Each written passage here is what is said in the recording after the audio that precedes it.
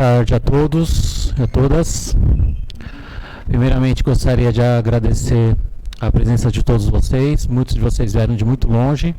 Já gostaria de agradecer de antemão o esforço que vocês tiveram para chegar até aqui. E espero que vocês aproveitem bastante a 7ª Escola Superior em Síntese Orgânica aqui na UFVC Santo André. Bem, essa cerimônia de abertura é bem relativamente simples, rápida, e eu vou chamar os membros que vão incorporar a mesa para dar as boas-vindas a todos vocês, tá? Representando a reitoria e a pró-reitoria de pesquisa, eu gostaria de convidar à mesa o professor Rodrigo Luiz Oliveira Rodrigues Cunha.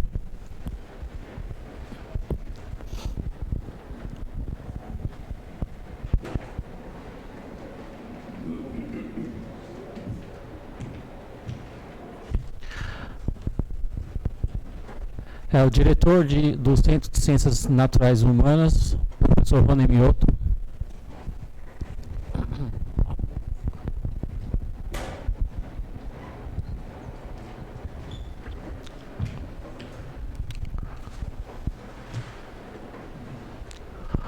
Coordenador do curso de pós-graduação em Ciência e Tecnologia Química, professor Fernando Hirim Bartoloni.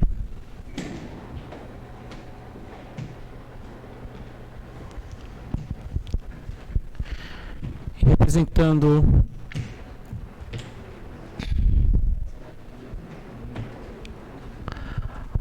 o chefe da divisão de Química Orgânica da Sociedade Brasileira de Química, eu gostaria de convidar o professor Cristiano Raminelli.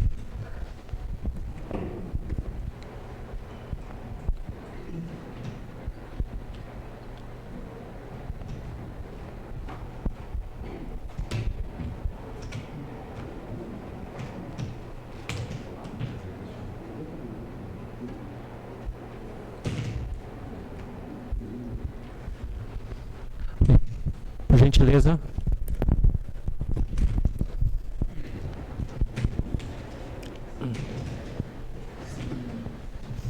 Sim.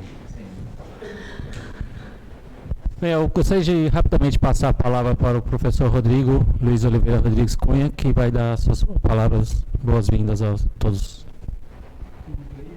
Português. Pode ser. Bom, so I'll speak in Portuguese as Takeo requested. Eu gostaria de, em nome da reitoria da Universidade Federal do ABC e da Pró-Reitoria de Pesquisa, dar boas-vindas a todos vocês para essa 7ª edição da ESSO. Eu espero realmente que todas as discussões sejam de bom proveito para todos, tenhamos boas discussões de química orgânica e que vocês aproveitem ao máximo a estadia. Não só isso, gostaria de dar também os parabéns ao professor Álvaro Takeo Omori e ao professor Cristiano Raminelli, que capitanearam toda a organização desse evento, que já faz parte tradicional, né, do circuito de discussões e eventos da comunidade da química orgânica brasileira. Então, novamente, bem-vindo a todos e que todos tenhamos uma excelente semana, apesar do tempo. Obrigado de novo, e é isso que eu tenho para falar. Obrigado, Rodrigo. Eu gostaria de passar a palavra agora para o professor Rony Mioto. Ele é o diretor do Centro de Ciências Naturais e Humanas, onde estão inseridos diversos cursos, uma delas de Química. Okay. First of all, thank you very much for your presence here.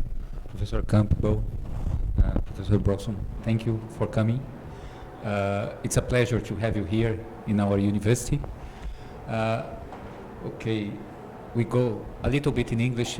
If for those who doesn't know, our Center of Natural Science and Humanities is kind of different in Brazil, as we receive many different researchers from different areas. I myself, I am from the physics area, and when I was undergraduate, and I saw organic chemistry in school, in high school, I said, okay, I'm not going to do that. I don't know what I'm going to do, but I'm not going to do that. And later on, I realized that I was going to do that. In my research field, working with surface and interface, of course, catalysis was one of the subjects of our research. Unfortunately, precious metal and non-precious metal, like one of the talks you are going to have here. And then working with functionalization of drugs in different interfaces.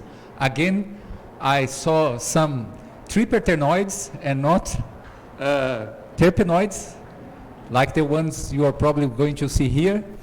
And organic chemistry was in my life, although I said in the past, I'm not going to do that. You see how naive we are when we are learning, when we are talking about things we don't understand.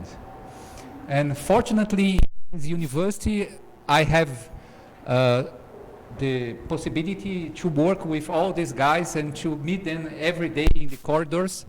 And hopefully we are going to do a nice science if everything goes well. Although it's not going that well, but we are doing all we can about that. Thank you for your presence, and I hope you have a very nice meeting and you can learn a lot from our visitors. Please come back whenever you want. Feel free. We are going to be happy to receive you all here because we have a lot to learn and a lot, I hope, a lot to teach you too. Thank you. Obrigado, professor Rony, pelas suas palavras. Bem, eu gostaria de passar a palavra agora para o professor Fernando Hirim Bartoloni, coordenador do curso de pós-graduação em Ciência e Tecnologia Química. Obrigado, Takeo. Em nome então do programa de pós-graduação em Ciência e Tecnologia Química, queria agradecer a comissão organizadora da 7ª Escola Superior em Síntese Orgânica pelo convite em compor essa mesa de abertura.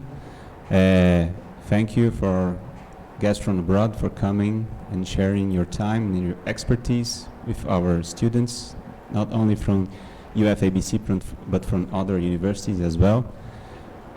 O nosso programa de pós-graduação em Ciência e Tecnologia Química, a gente no momento está com quase uma centena de alunos, sendo que nos últimos anos a gente também produziu uma centena de dissertações de mestrado e mais uma centena praticamente de teses de doutorado. Estamos buscando sempre a excelência acadêmica na qualidade da nossa produção científica. Esperamos eventualmente atingir a tão sonhada nota 6 do programa. Quem sabe numa próxima quadrienal isso aconteça. E para isso acontecer a gente precisa fomentar a pesquisa científica, a gente precisa trocar a experiência, a gente precisa que os nossos alunos de pós-graduação eles estejam cada vez mais bem qualificados, e para isso a gente precisa de eventos como esse, eventos que permitem que os nossos alunos de pós-graduação tenham contato não só com aquilo que é mais sofisticado do ponto de vista de tecnologia, mas também contato com as mentes que foram inspiradas em algum momento para produzir ciência e conhecimento e que podem, da mesma maneira, inspirar os nossos alunos a produzir ciência e conhecimento. Não existem países ricos se a gente não tem investimento em ciência e tecnologia, certo? E a pós-graduação no Brasil certamente é uma das melhores maneiras de fazer isso e mais eficientes. Eu espero que a gente consiga sempre ter a pós-graduação como um fator principal no desenvolvimento científico e tecnológico no nosso país. Obrigado, Takeo. Obrigado, professor Fernando, pelas suas palavras. Bem, representando a divisão de Química Orgânica da SPQ, o chefe da divisão, gostaria de passar a palavra agora para o professor Cristiano Raminelli. Obrigado, Takeo. É ótimo ver vocês aqui, muitos conhecidos. Em nome da divisão de Química Orgânica da Sociedade Brasileira de Química, eu agradeço imensamente a presença de todos neste evento. Bom, Este evento ele tem evoluído ao longo de suas edições. Atualmente, ele tem contribuído de uma maneira única para a formação de jovens pesquisadores da área de síntese orgânica do Brasil, tá? Eu espero que a 7ª ESSO ela seja incrível para vocês, que a 7ª ESSO atenda às expectativas de todos vocês, tá? Eu também aproveito essa oportunidade para agradecer todos os palestrantes da ESSO. I would like to thank the foreign speakers for your participation in our School of Organic Synthesis. I wish you great days in Brazil. Para concluir, eu desejo que vocês aproveitem os momentos que nós vamos viver juntos aqui. Muito obrigado. Agradeço, professor Cristiano, pelas suas palavras. Antes de agradecer a mesa e pedir para eles voltarem aos seus lugares, eu também gostaria de passar uma mensagem para todos. E essa mensagem está em inglês, por motivos óbvios, tá? Então é uma mensagem para todos, e principalmente pessoal que chegou de fora. Bem, a mensagem é o seguinte, ele é um pouquinho informal, tá, pessoal?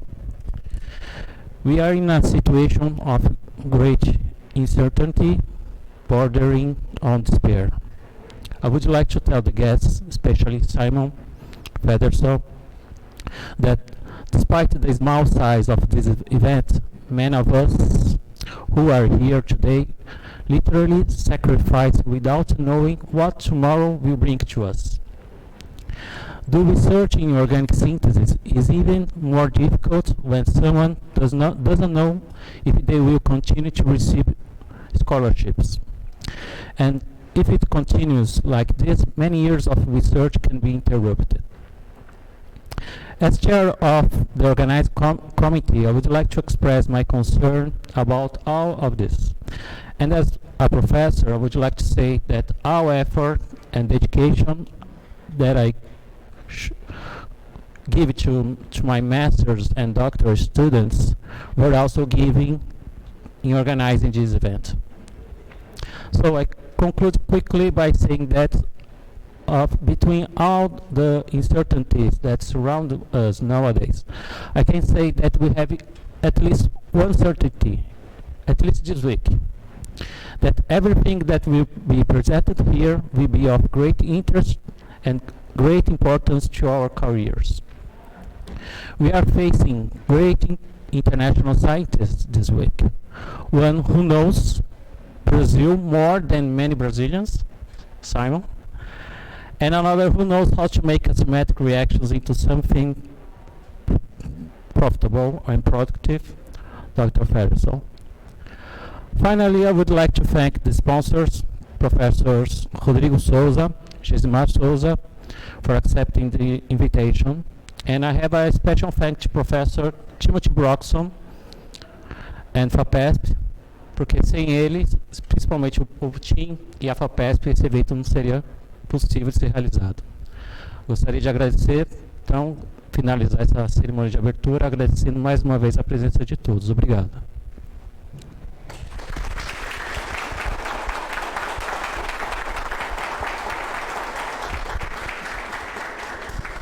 Bem, gostaria de solicitar que todos voltem aos seus lugares. Estou esperando a gente ali, tá aqui o balbúrdio. Não falei nada. Não. É azul.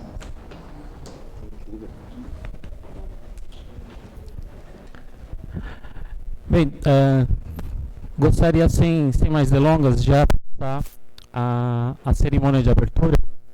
E para fazer a introdução do nosso principal palestrante aqui da ESSO, eu gostaria de passar a palavra para o professor Timothy Broxson, que vai introduzir o nosso principal palestrante de hoje.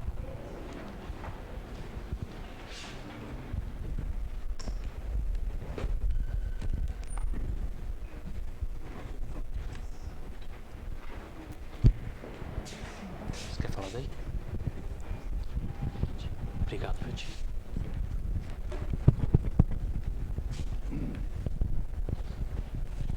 Well, ladies and gentlemen, it's my real to be able to introduce Sir Simon Campbell. I'll just go through I won't read all these 3 pages, Simon, it's just a part of it.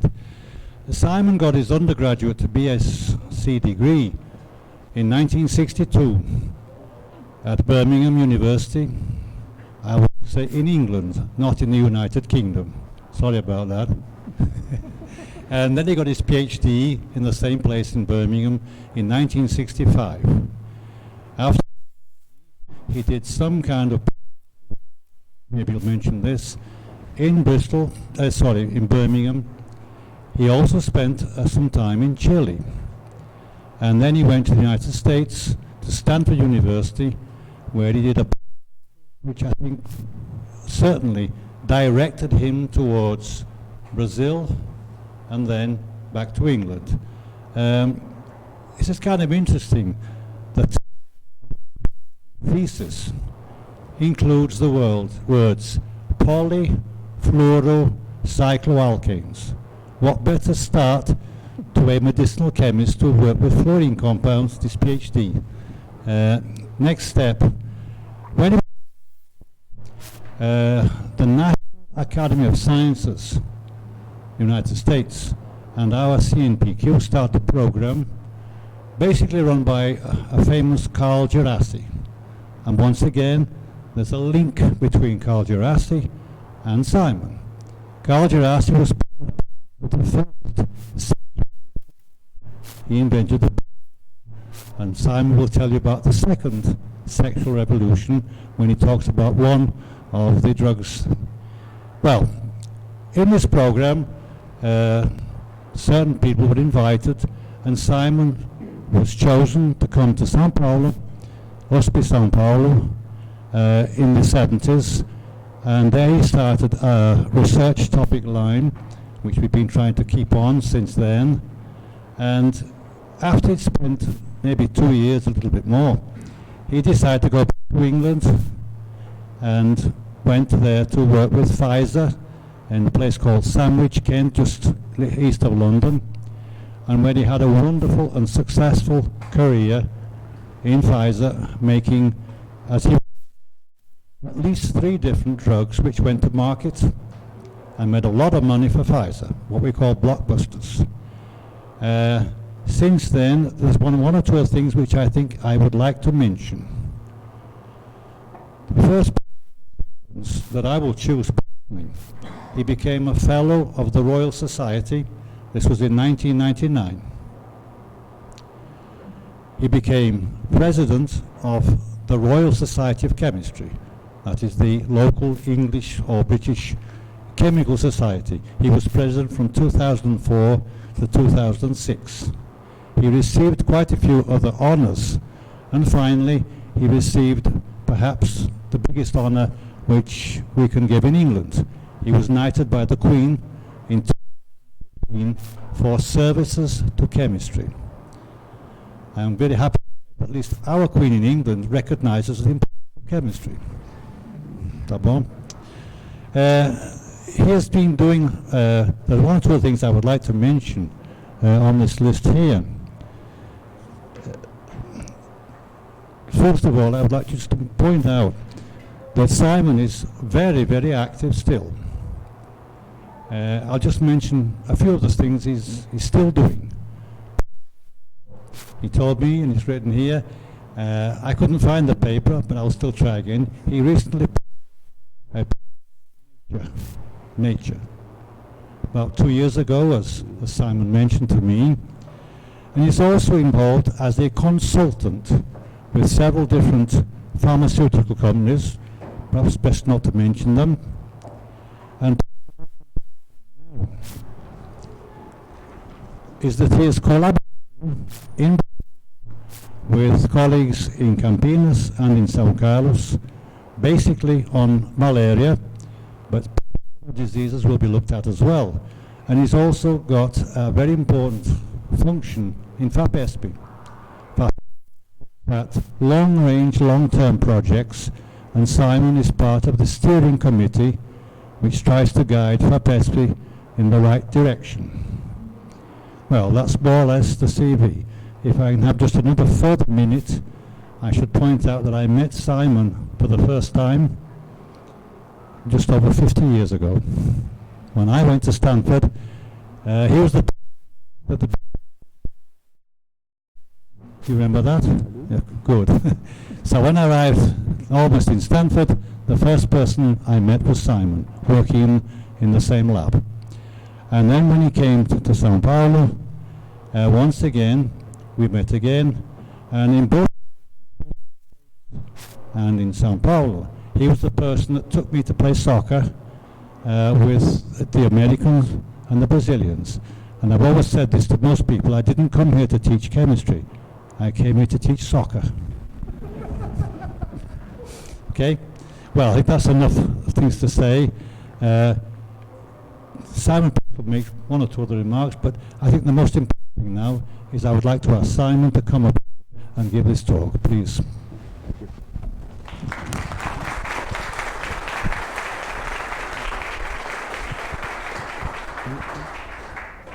I've got one. Yeah, thank you, Tim. That's very good. Very kind. Does this work? Can you hear me?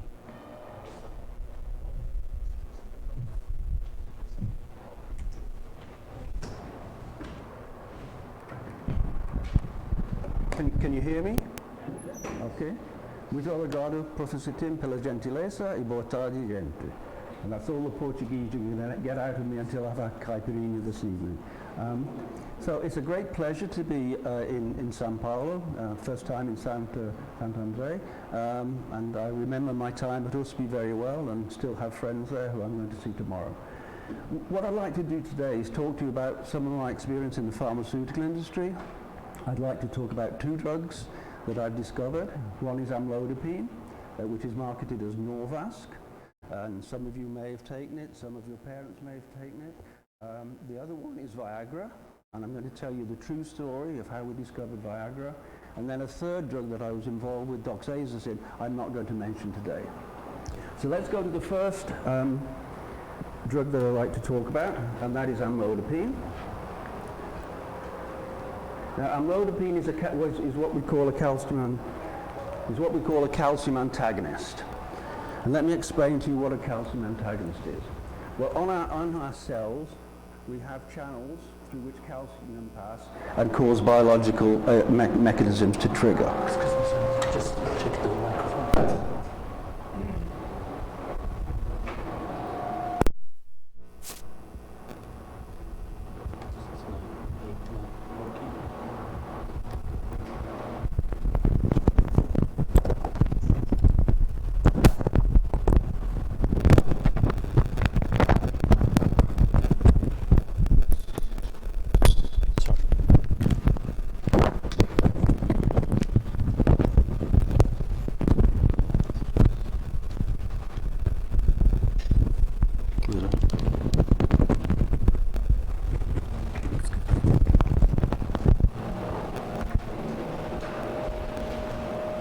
Okay, is that okay?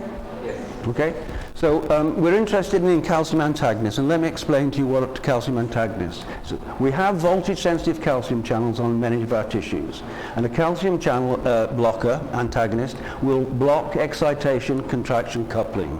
What does that mean? Well, it means that in vascular smooth muscle, where calcium enters the channel, the smooth muscle constricts and your blood pressure goes up. So if we can design a calcium antagonist to block that channel, it will prevent the constriction, the vessels will relax, and your blood pressure will fall. And many people, 10 to 20% of the population, have high blood pressure, so this is one way to control high blood pressure, is to block the calcium channel, to relax the smooth muscle, and to reduce blood pressure. Now, also, there are calcium channels on the coronary arteries. And if calcium interacts with the coronary arteries, they're constricted, blood flow is reduced, and you get an anginal attack. So if you have a calcium antagonist, it will relax the coronary arteries, blood will flow into the heart, and you're protected from the angina attack. So with one mechanism, blocking the calcium channel with a calcium antagonist, we can treat hypertension and angina. Now it's not always as simple as that, because on our heart itself we have calcium channels. And if you block the calcium channel on the heart, you will reduce the constriction and you'll reduce the rate of constriction. So you will depress cardiac function, and you don't want to do that. So if you want a calcium antagonist, you have to have one that is selective for vascular smooth muscle and does not interact with the cardiac muscle, with the calcium channel on the cardiac muscle. So that's the background.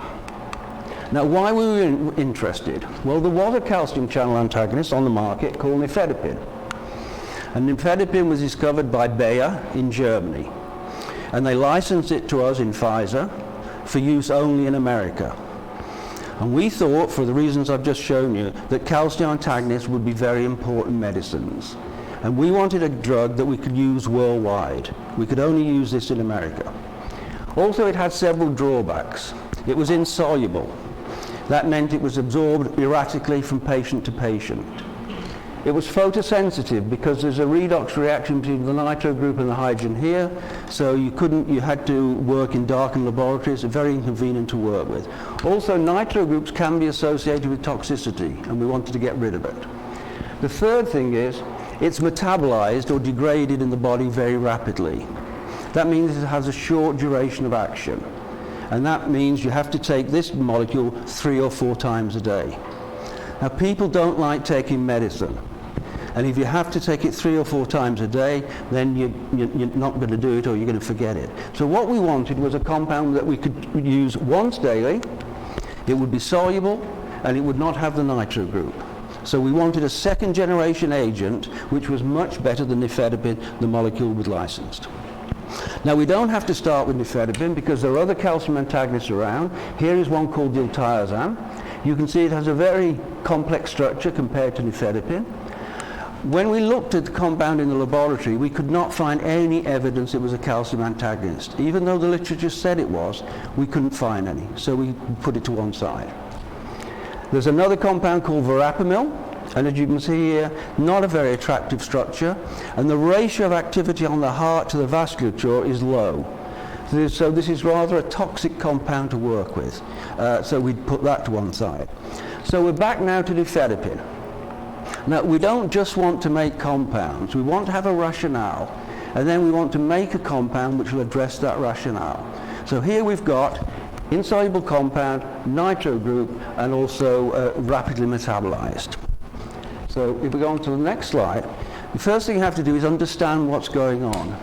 Now, this is a dihydropyridine.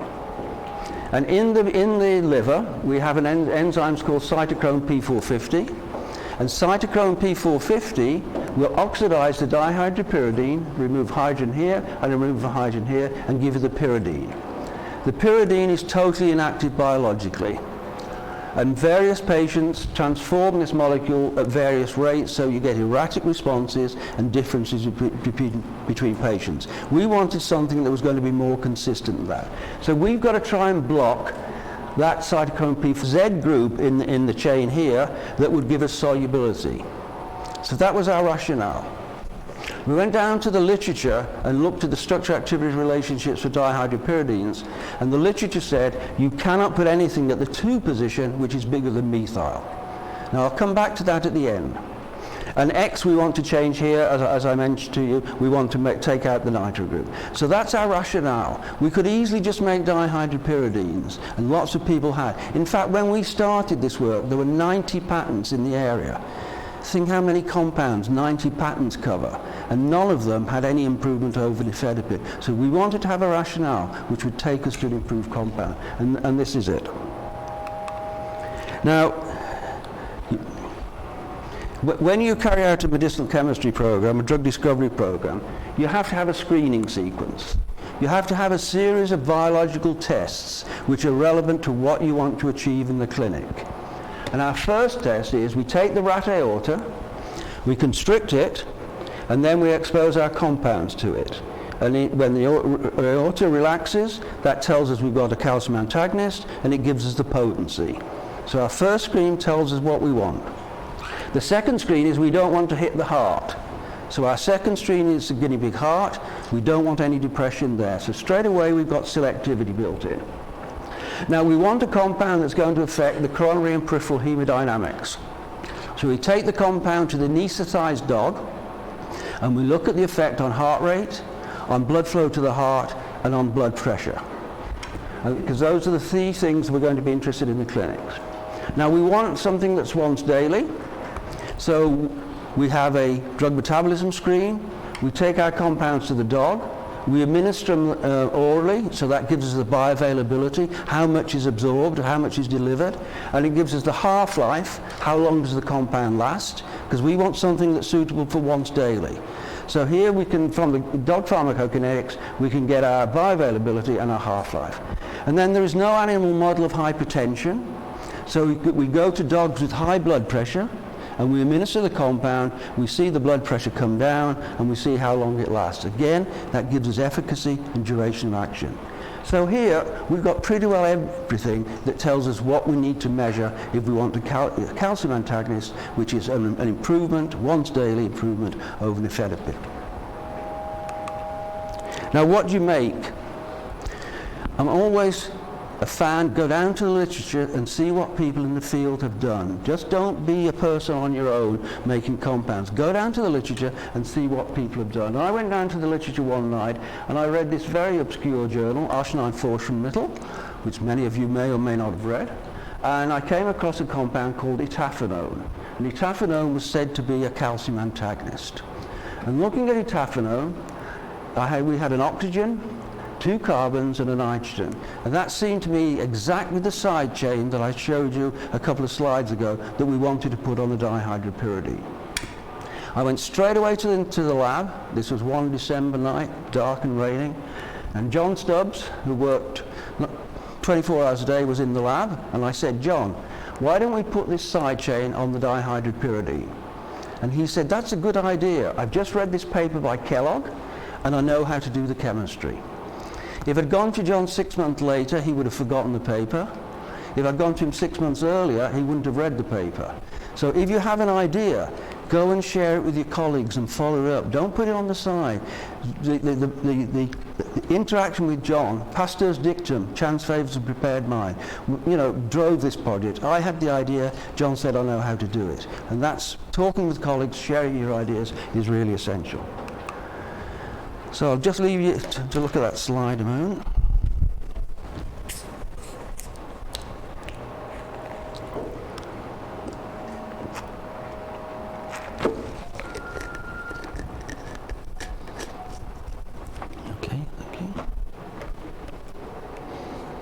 Okay, so here's some chemistry. Now the first thing we did was we put something at the 2 position. If you remember that literature said you can't put anything at the 2 position. So we did some quite simple chemistry that put an amide here with a 2 carbon link and a dimethyl amino. And that was going to give us the solubility, and this was going to give us the hydrogen bond. Now this was a potent and selective calcium antagonist. By that I mean it's nanomolar, it's over 10-fold selective, and it was soluble. But the pharmacokinetics, the performance in animals, was not suitable for once daily administration. So we then went to the compound we wanted to make. This is the side chain I showed you on the previous slide. We've got the oxygen, the 2 carbons, the dimethyl amino. This was our first candidate. We looked at it in the dog and we had an 8-hour half-life. That's the time for 50% of the drug to be eliminated. So we had an 8-hour half-life. Nifedipine is 30 minutes.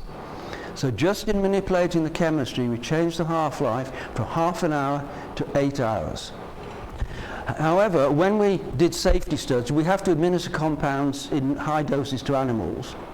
And when we did these studies in the dog, this compound was toxic. The animals didn't like it. Now you could say, well, let's throw that idea out and do something different. But again, we had drug metabolism on the project. And David Stouffer said, what is happening is one of these methyl groups is being removed. That's common metabolism with drugs. One of those methyl groups is being removed. You're getting NH methyl here. And NH-methyl has a longer half-life than 8 hours, so what you're doing, you're getting accumulation, getting very high levels of drug in the animal, and that's what's causing the toxicity. So we said, okay, let's go to the NH-methyl.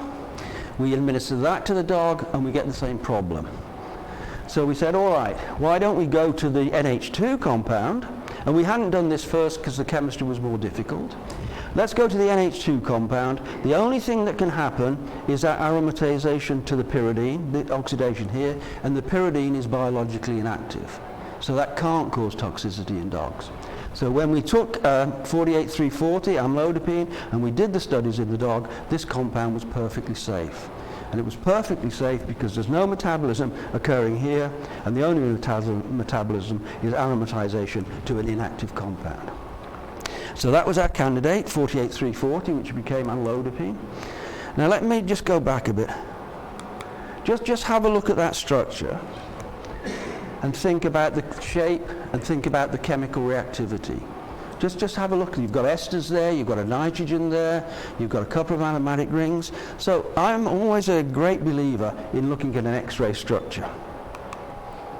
And this is the X-ray of amlodipine. So here you can see the dihydropyridine and the orthochloro.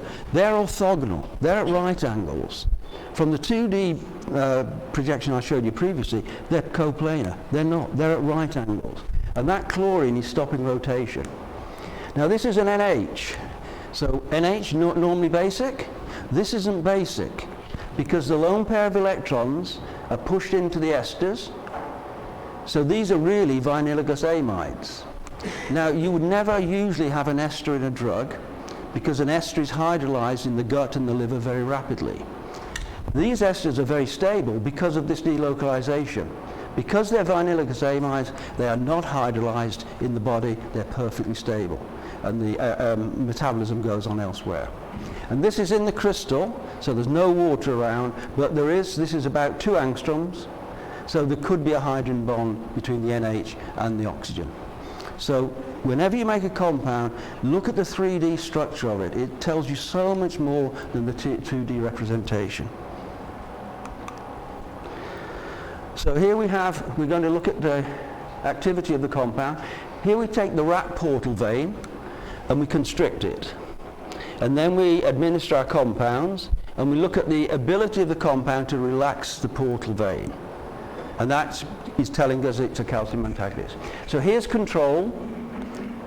Okay, so no relaxation, tension maintained for the whole time point.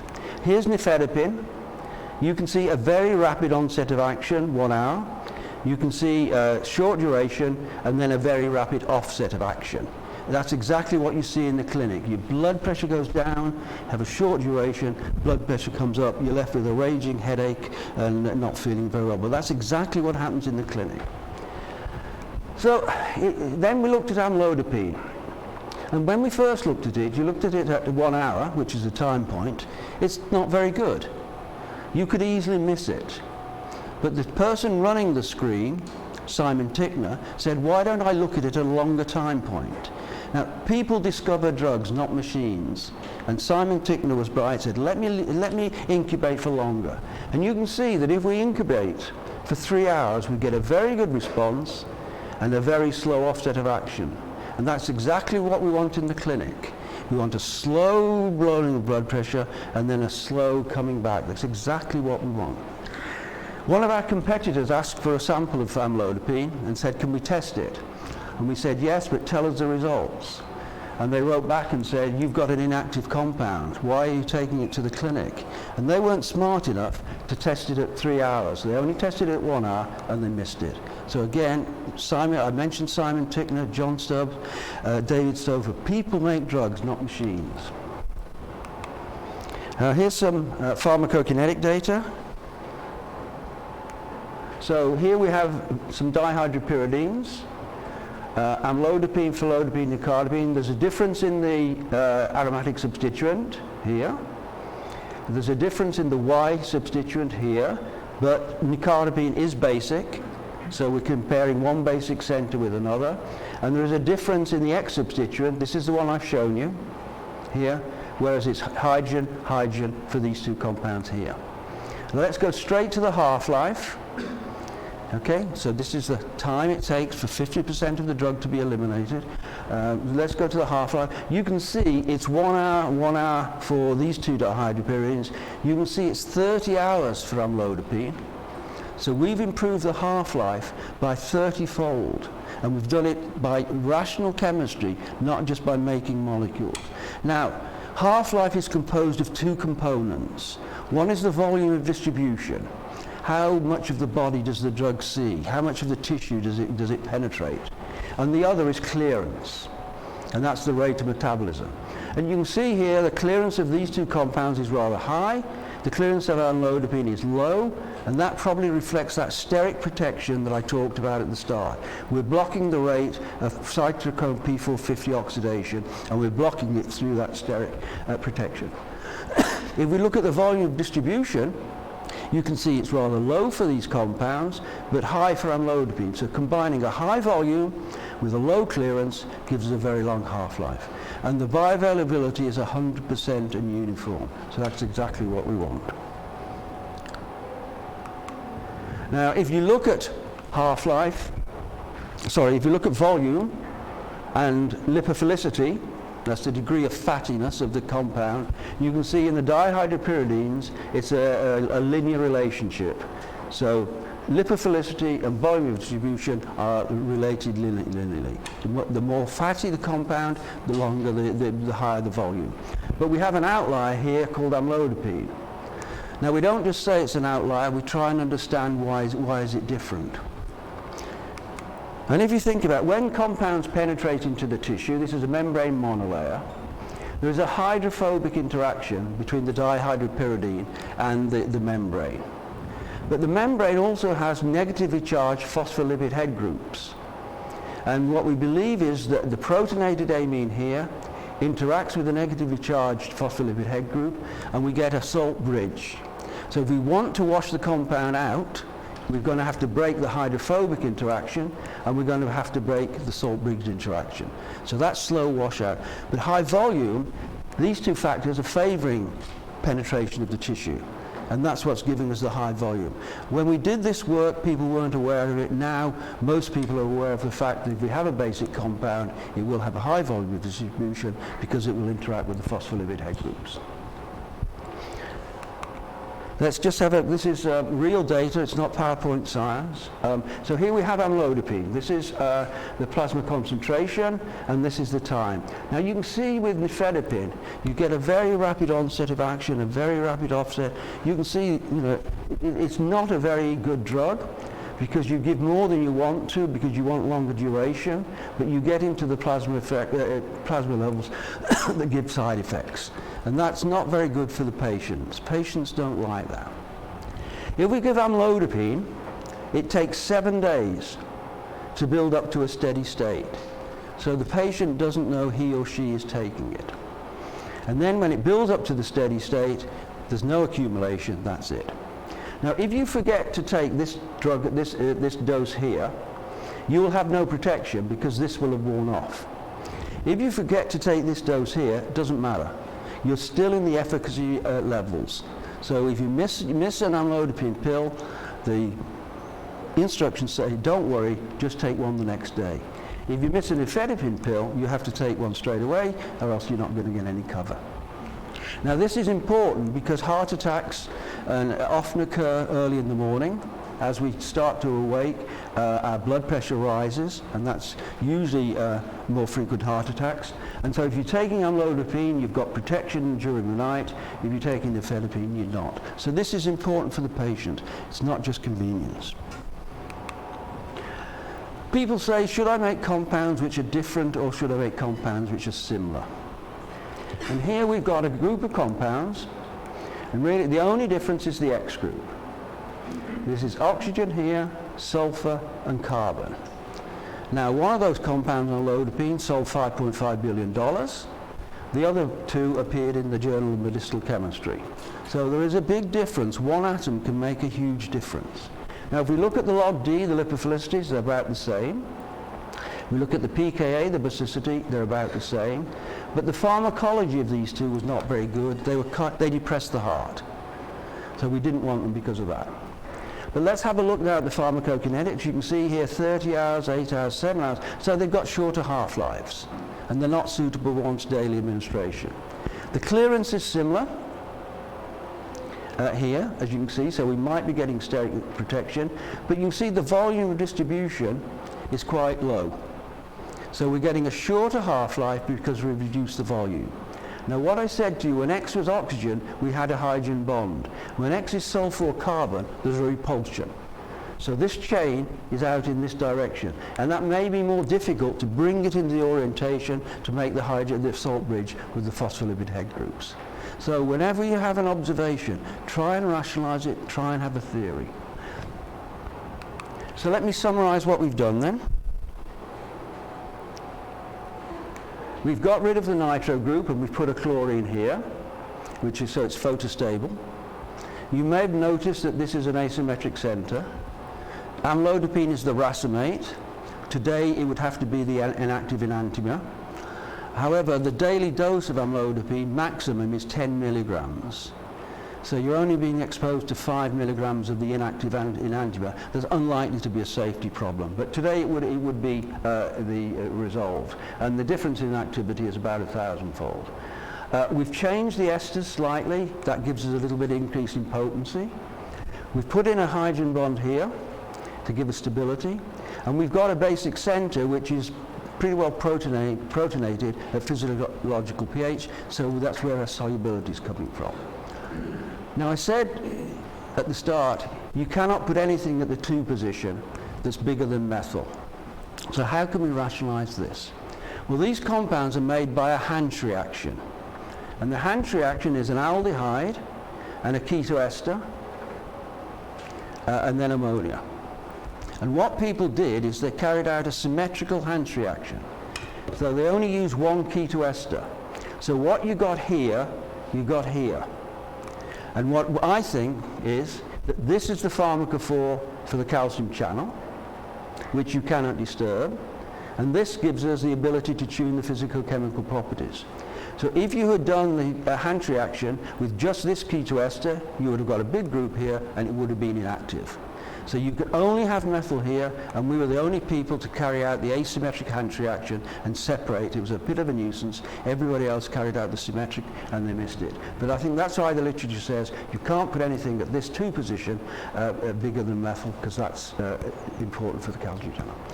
This compound, as I said, was taken to the market. It's trademarked as Norvasc. It became the 4th best-selling drug in the world, and the annual sales reached 5.5 billion. All based on rational chemistry and rational pharmacology. Okay, let's go on to the discovery of Viagra. And for that I need a drink of water.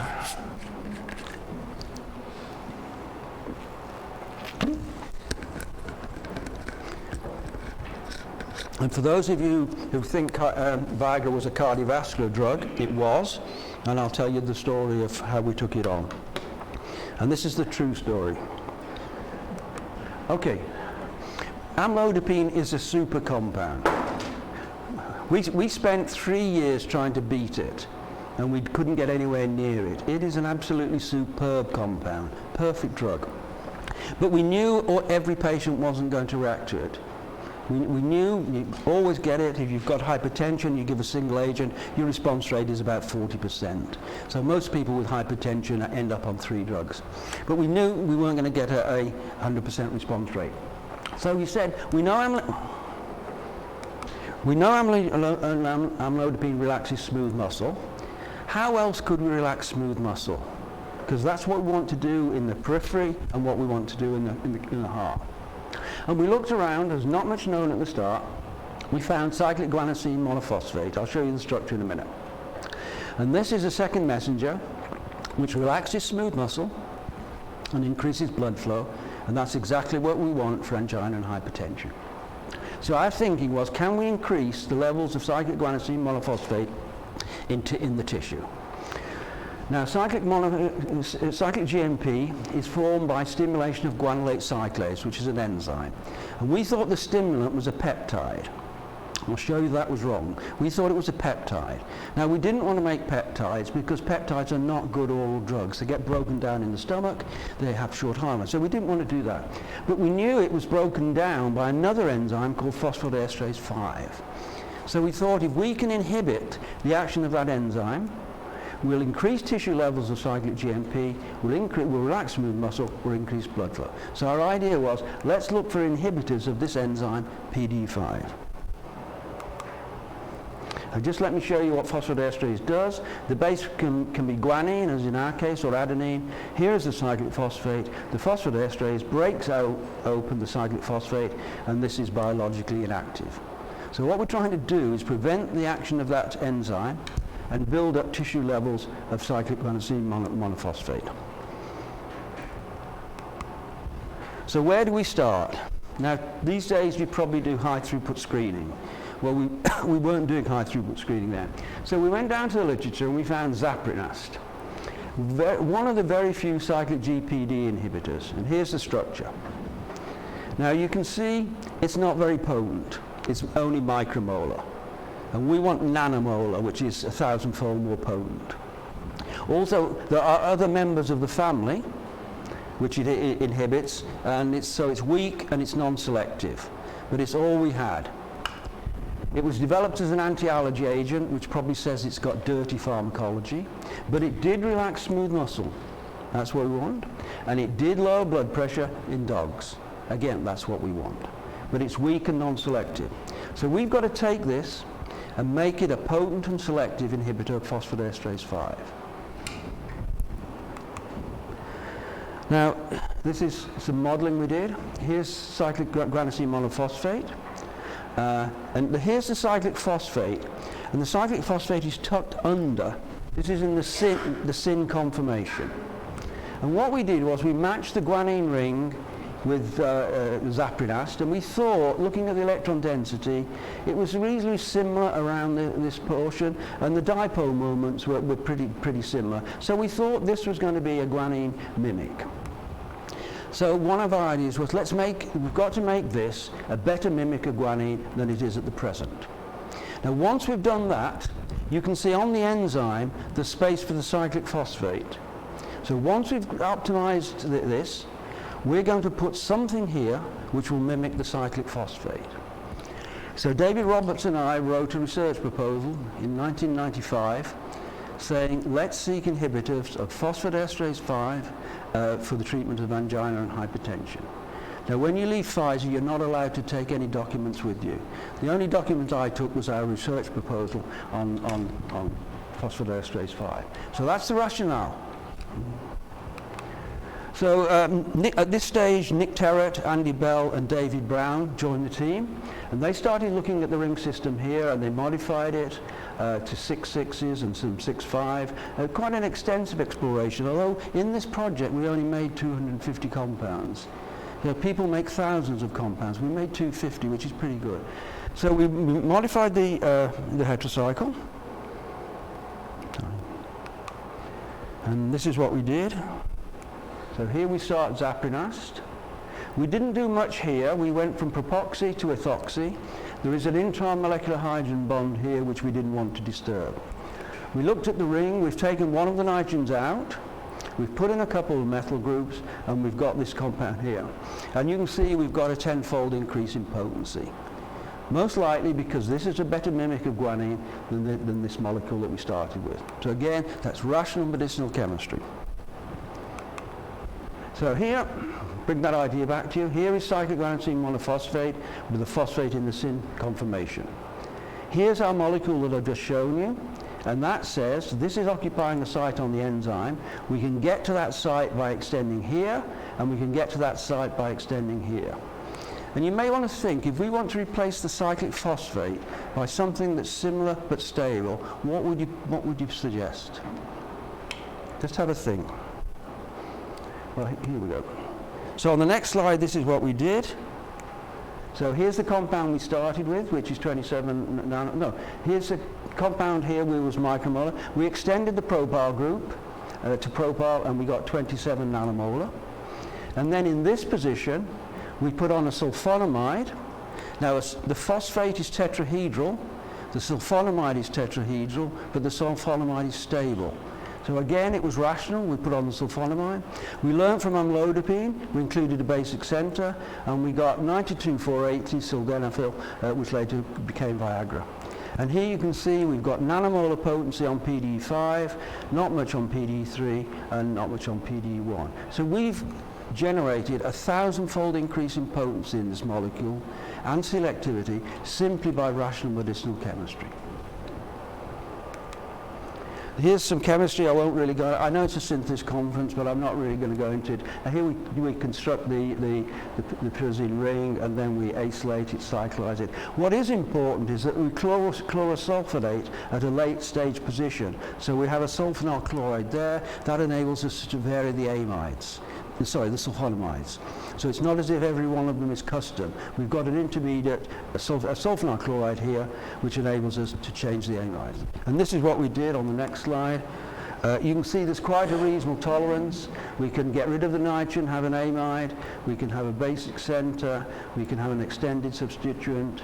Again, we can have an NH. The guanidine might be too basic, but there is scope. But we stuck with the structure I showed you previously, the SO2 N-methylpyrazine. And let me just show you the selectivity a little bit differently. So here is the selectivity potency on 5. It's only 9-10-fold selective over 6, and I'll come back to that.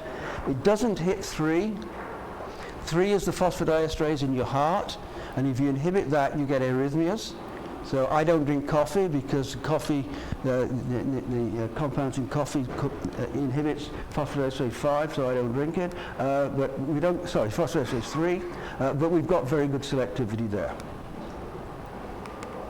Now here's some biochemistry. It just shows you the curves here. So here is sildenafil, 3.5 nanomolar. Here's zaprinast, as you see, 25 nanomolar. Sorry, here's zaprinast, and we've got a 1,000-fold shift between them, but dead regular curves. So that's quite nice. Here's some pharmacology. We looked at the canine coronary artery, and we showed that the compound raised cyclic G, but not cyclic A. That's exactly what we want. We looked at it in a thrombosis model, which it was active in. And then we looked at the pharmacokinetics. Not perfect. Half-life was 5 hours. Bioavailability about 50%. But nobody's taken one of these to the clinic before. So we didn't want to say we want once a day. What we say is we want a compound that's good enough to get to the clinic. Let's test the hypothesis. Then we can come back and make it once a day if we have to. And it turned out in man the half-life was about 4 hours and the bioavailability about 40%. So the compound entered the clinic in July 1991. The cardiovascular activity was lower than we wanted. However, and so we were very disappointed. We carried out these tests in patients. This is a drug for cardiovascular disease. There's no activity. So management was saying, it's a novel drug, it's a novel mechanism, drop it. So we said, no, we're not going to drop it. We'll do one last test in volunteers. And in those days, all volunteers were males. So we went to a group of students in Cardiff, and we carried out a 10-day maximum tolerated dose with amlodipine. Sorry, with Viagra. And when Mike Allen was a clinician, and he phoned up Cardiff and said, what's going on with this compound? And they said, not much. You know, we're getting muscle ache, we're getting headache, we're getting stomach disturbances. Oh, yeah, one of the younger nurses has noticed erections. Oh, so what do you do about that? You know, these guys are in a ward. They don't go out of the ward, they don't go to the hospital. They eat what we tell them. They drink what we tell them, but we go home at night. So I don't know what goes on at night. But anyway, the young nurse spotted erections. So we stood back and thought, well, what do we want to do? Walk away from it? Is this an issue? You know, in those days I didn't have grey hair, so is this an issue? Do we want this sort of drug? And then our guys went out and said, yeah, erectile dysfunction or impotence is a major disruptor of marriages and relationships. There is a medical need for a drug of this type. So we said, fine, okay. How are we going to test it? Now you can't take a rule around and measure, you know, how are we going to test it? So our clinicians were very smart. They designed a questionnaire for the patient. And the patient with erectile dysfunction usually doesn't tell the truth. So they designed a questionnaire for the partner, and the partner knows. And so we had the patient questionnaire, we had the partner questionnaire, and that's how we did the clinically relevant trials. Now, then the challenge came back to discovery. How does it work? We don't want no mechanism, because if we have an unknown mechanism, then what sort of side effects are we going to run into? You know, you want to know how it works. And we thought, okay, let's think about this a little bit. And we went to the literature, and if you look at this smooth muscle from the penis of impotent men, it has difficulty contracting. Okay? If you inhibit the enzyme nitric oxide synthase, you inhibit erections. And you can also, nitric oxide will relax the contracted human corpus cavernosum. So there were hints there that nitric oxide might be involved. And I'll put it all together for you on the next slide. Well, this is 1992, and chance favours the prepared mind. So here we've got the clinical data, here we've got nitric oxide, and we've put the two together. And so what happens is, on sexual stimulation, nitric oxide is released locally in the penis and stimulates granulate cyclase. You remember we thought this was a peptide. It wasn't, it's nitric oxide, and that had only come on the horizon, as I showed you, around 1992. Stimulating granulate cyclase forms cyclic GMP. Cyclic GMP relaxes smooth muscle. Inflows blood to the penis, that's what maintains the erection. And so we could understand straight away now why our compound worked, because our compound is inhibiting phosphodiesterase 5, it's inhibiting the breakdown of cyclic GMP, it's maintaining levels of cyclic GMP in the tissue, and we're getting an erection. So we've got a beautiful mechanism now. We know there's a market, we know we can evaluate clinically, and we know the mechanism. So that all came together very, very nicely. We did a little bit more pharmacology.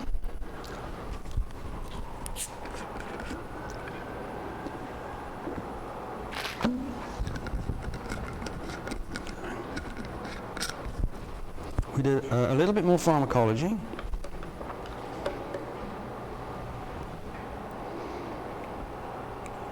Okay, so we had to show, in fact, there was a phosphodiesterase 5 in the penis.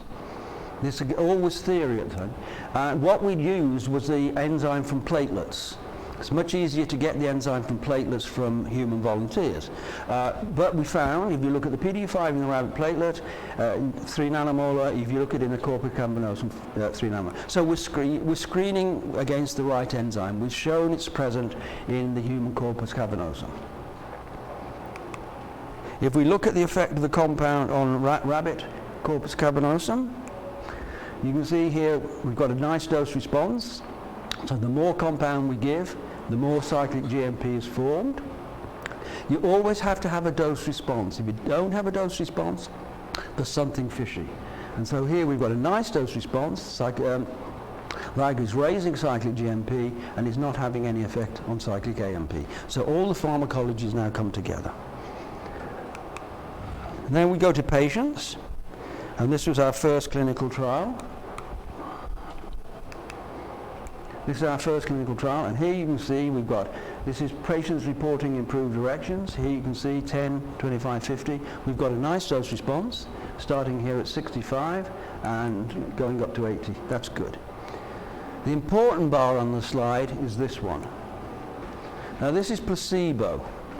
So this is guys are taking a pill with nothing in it, and 40% of them are telling us we've got improved erections. You know, now this, it seems funny, but it is. But people will imagine anything. So here's a drug for erectile dysfunction. You take it, you imagine anything. However, if you do a trial in depression, and here's your patient, you treat the patients here with a drug, and they're performance goes up. The very fact you've paid attention to the placebo group, their performance goes up. So with some drugs, it's very difficult to show the difference between short-term placebo and a real effect. In this case, I can show you later, we've shown that difference, but the placebo effect is very important. So erectile dysfunction can be organic, atherosclerosis, it can be psychogenic, or it can be mixed, and you can see here that we get a similar response across those conditions, and the placebo response is now starting to come down and getting reasonably regular. Now, erectile dysfunction often exists with different diseases. Diabetes, you can see we've got a good response. Hypertension, we have a good response. Now, prostatectomy, you say the drug isn't working. Now, if you have your prostate taken out, the surgeon goes in and takes out your prostate. Depending on the skill of the surgeon, he or she may take out some of the nerves surrounding the penis. Therefore, you haven't got enough nitric oxide being released, you haven't got enough cyclic GMP, and that's why we get a low response rate in radical prostatectomy. Spinal cord injury, we get a great response rate. These are the young guys who've had a road accident, played rugby, fallen out of a window, and we have any number of letters saying, I've taken Viagra, I'm getting married next week. So whenever, I went on the Jean Suarez show once, if any of you remember Jean Suarez, and he kept trying to get me to say this is a recreational drug. And it isn't, in our view, a recreational drug. It's a drug for people who have a diagnosis of erectile dysfunction and who take it. In our view, it is a drug for a serious condition. It is not a recreational drug. Can't see. Okay, here's another way of expressing the efficacy. So really just look at any of these. So here's the patient at baseline, here's the patients on Viagra, and here are the age-matched controls. Now, it's very important that when you have controls on placebo, they are similar to the patients taking the drug. Most of the patients taking the drug are probably over 50, maybe over 60. There's no point having a placebo group of 20-year-olds. It's very important you have age-matched controls. And when we look at the age-matched controls in Viagra, there's pretty well no difference between, these are the normals, these are normals. There's no difference between them. So what we're doing is we're taking a depressed function and making it normal. We're not taking a normal function and making it supernormal. And you can see from any of these parameters here. You always have to look at side effects. You always have to report side effects. And headache, flushing. I mean, you can look at these and say these are pretty nasty. However, if you look at the placebo group, if you look at Viagra 2.5%, you look at placebo 2.3%. So exactly the same number of patients dropped out of the trial, whether it was on placebo or whether it was on Viagra. Now, when you do a clinical trial, you give the tablets to the patient and they are counted. And when you finish the trial, you ask for the tablets back and they are counted. So you then know, has the patient taken the medicine? When the trial finished, they wouldn't give the tablets back. So it suggests to me it was a pretty effective therapy. So that's the Viagra was launched on my birthday, March the 27th, 1998. I think you know what impact it's had. It was a top-selling drug, and as Tim said, really it was the second sexual revolution. I think the sales got up to $2 billion, and it was a great success. I think it's important to note that drug discovery is multidisciplinary. So here we have the chemistry team, the biology team, drug metabolism, and clinical, and as I said, David Roberts and myself wrote the proposal in 1995. So 1995 to 1998 took us 13 years to get the drug on the market. And that's not slow. No, it's very difficult these days to get onto the market in less than 10 years. And that's why drugs are expensive. Let me just finish up with some, I think we've got time, haven't we? Yeah, let's just finish up with some general comments. Drug discovery is a very challenging process. You know, you make the compound, you take it into animals, you find it's not toxic, or you then take it to humans and you find it has a short half-life. So it's a very challenging, challenging process. And some of the numbers, I mean, people say 15,000 compounds for every new drug. I'm not sure, but it's certainly a lot of compounds. Of any 10 or 12 compounds we take to the clinic, only one survives. And the main reason today is safety and efficacy. It used to be pharmacokinetics, but now it's the drug isn't safe or it isn't working. And we're going to more and more novel mechanisms, and we're just going to see these failures continue. From idea to approval, 10 to 20 years. Now this figure should be over 1 billion. And actually, of only 1 in 3 compounds that gets to the market makes a return on investment. So for success, you need creativity, you need excellence, and you need perseverance. So why do we do this?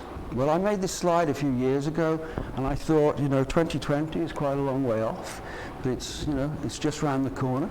And what are we going to die from? Well, ischemic heart disease. This is the big killer in the developed nations and the developing. It's not just a Western disease now. As people adapt our diet, they fall prey to our diseases. Cerebrovascular disease, stroke. Stroke is debilitating for the patient, it's debilitating for the family, and it's debilitating for the healthcare system. We've taken 100 drugs to the clinic for stroke, and not one of them has worked. And that's because our animal model, we pinch off an artery and we cause a stroke, and that is not representative of the clinic.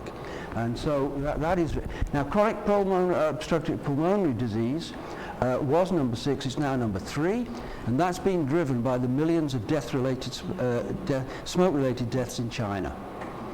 So there are some great challenges. TB still a big challenge. HIV, when HIV came on the scene, this was a death sentence. We didn't know how to tackle it, we didn't know what to do. Now we've got any number of drugs that can give someone infected with HIV a normal lifespan. So there are great challenges out there for us still, and particularly as the population lives longer. Now, what sort of molecules do you think we're going to need? Well, I still think if we want a molecule relatively cheap, taken by mouth, small molecules are going to be important. So I think there's a great role for synthetic chemistry, and there's a great role for medicinal chemistry. I still think small molecules will be important. Antibodies. Antibodies are becoming more and more important. These can be given once monthly or longer. I think they're going to be important. Gene therapy has sat on the sidelines for 30 years, but now there are some products which are approved for very rare conditions, but I think we'll see a bit more of gene therapy. Vaccines, I think there's a place for vaccines, and gene replacement, I don't think we're anywhere near that. So I think small molecules and antibodies are really going to dominate the scene. So I think there's a very important role for all of us in drug discovery. These are some of the things that I've learnt in the pharmaceutical industry, and it might be relevant to you in academia. I think partnerships, I think it's essential to work with colleagues. I see a lot of people working on their own, and I don't see the synergy. I think it's essential to work with colleagues and develop partnerships. Teaching, every conversation should be a teaching and learning exercise. It shouldn't be don't do that, it should be don't do that because. And transfer the learning. Informality, I don't have to talk about that. Ideas sharing, I've talked about that. Some people put their ideas in a folder and say, I'm not going to share them because you're going to steal it. If you operate in that atmosphere, you're dead. So I think I showed you, as soon as I had an idea for amlodipine, shared it with John Stubbs, and we got a drug. Information bites. I think we generate too much information. I think we've automated, it's easy to do, we'll generate the numbers. I think you need to generate numbers that help you make decisions. You need to make, not just generate every parameter on every compound. Speed, there's always going to be someone out there, so if you hang around, you're not going to make it. Size, I'm a great fan of the Roman centurion. Roman centurion managed 100 men. When I had 100 chemists, I knew exactly what they all did. When I had 200 chemists, I got a little bit flaky. So I like size. Social science, Dunbar's number. Dunbar's numbers are 150. And 150 is the number of social contacts humans can make. I think it's about right. If you look at the size of a village in the Doomsday Book in the UK, villages are around 150, and once they became greater than 150, they split up and formed a new village. And teamwork, really working together as a team, I think is very important. So you're probably going to say, well, pharmaceutical industry hasn't been very good, very productive over the last few years, and I think that's because we've gone down the automation route. It's easy. If 1 in 10 compounds fails, well, why don't we take 100 into the clinic and we'll get 10 successes? So it's just numbers, and that's not the case. Just generating more and more numbers don't do it. So this is my model, and I think it's Botticelli, but I can't read it. This is my model. So you have to have the best technology. So here you've got to have the best technology. You've got to have a leader who's got vision and strength, but who's extremely skilled. But also important, the race is won or lost in the pits. There might be 0.1 of a second between first and second or something like that. So all of these, the top technology, the leader with vision and strength, but also the team supporting. And I think drug discovery is a shared experience and not a mechanical event. And I think the pharmaceutical industry has gone mechanical. We've seen merger after merger. We've seen R&D organizations of 5,000, 10,000. You can't manage innovation on that scale. For me, it has to be smaller. So I spent nearly 30 years at Pfizer. Pfizer was in Sandwich in Kent, where the churrasco comes from. The Earl of Sandwich was playing cards one night, and he said to his servant, just make me a meal. So the servant got a piece of bread, put some ham in it, put another piece of bread on, and that's where the sandwich comes from. So this is the town in Kent which is called Sandwich. And this was once on the sea. The sea is about here, 3 miles away. This was once the second biggest port in England after London. But the sea retreated and left us high and dry, and these are the best row of Elizabethan houses in the UK. When I got to Pfizer, there was a man here who stopped us, and we had to pay to cross the bridge. Now we've got a bypass, so that's okay. So I really now want to finish by A, thanking you for your attention, but B, thanking my colleagues at Pfizer and in various universities. I couldn't imagine a more satisfying and more challenging career, and I enjoyed every day at Pfizer. So thank you once again.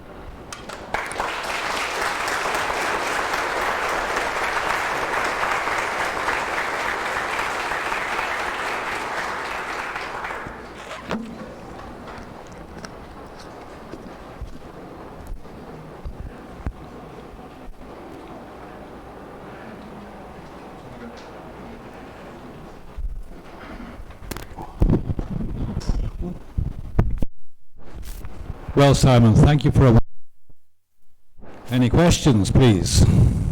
It's your big chance to ask the questions to Simon. Okay. The outside. Okay, I don't know how to properly address a lord, but you can bow. Okay. Professor Timothy said that you are working with malaria. Yep. You showed the figures, and you